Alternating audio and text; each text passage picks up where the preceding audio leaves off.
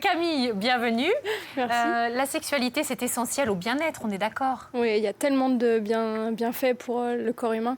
Déjà, il y a une étude qui a été montrée que si on faisait l'amour 3 fois par semaine, ça augmentait de 10 ans l'espérance de vie. Mais c'est pas vrai. Excusez-moi, j'ai un truc à faire.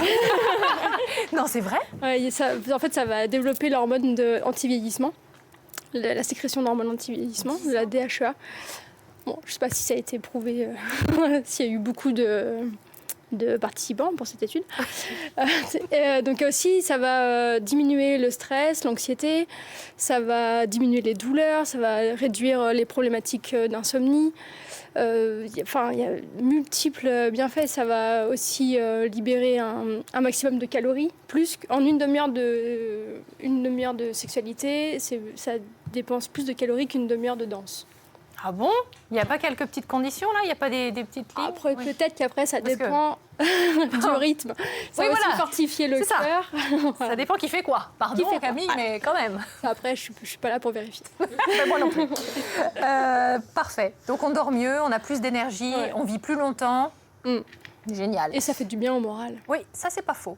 Et pas qu'au moral. Qu'est-ce qui peut empêcher d'avoir une bonne libido? Donc déjà, la libido, c'est vraiment le désir sexuel.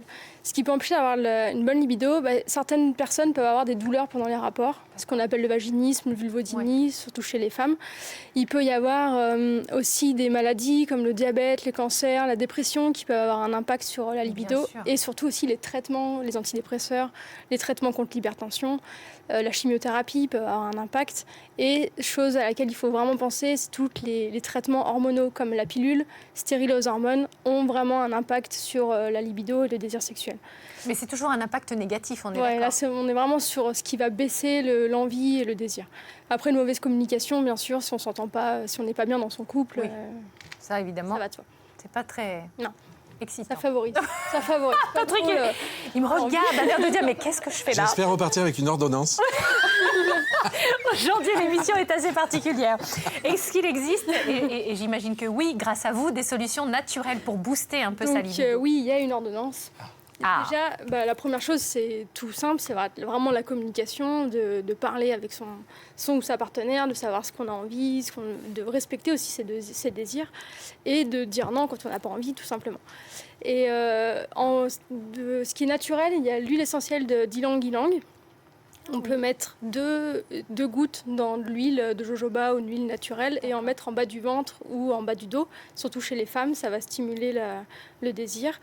Il y a aussi des cures de ginseng. Alors, je vous coupe. Pour l'huile d'ylang-ylang, c'est à quelle fréquence qu'il faut mettre ça? Quand on a envie.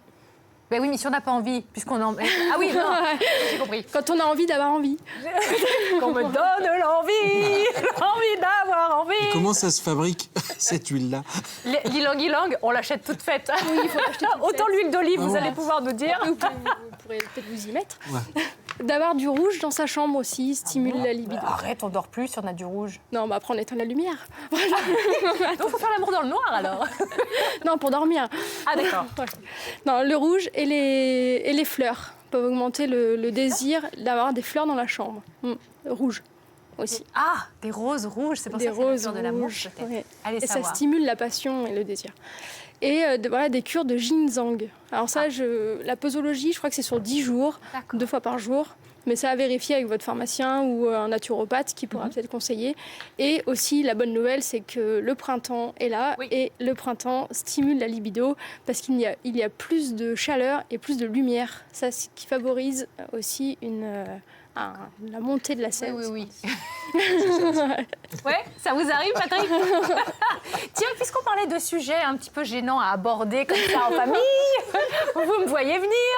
Est-ce que vous vous sentiriez à l'aise de parler de ça, là? Absolument pas. Pas du tout. Hein. Bon, alors je ne vous regarde plus, je vais me tourner par là. Il faut ça aussi peut casser la libido, ça. Ouais, ça peut casser la libido. Ouais, si la belle-mère n'est pas trop loin, je pense que...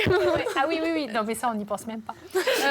Il faut casser la routine. Casser la routine, partir en week-end, en vacances, avoir aussi des moments à soi, surtout pour les couples où il y a des enfants ou en bas âge, où il faut s'en occuper souvent.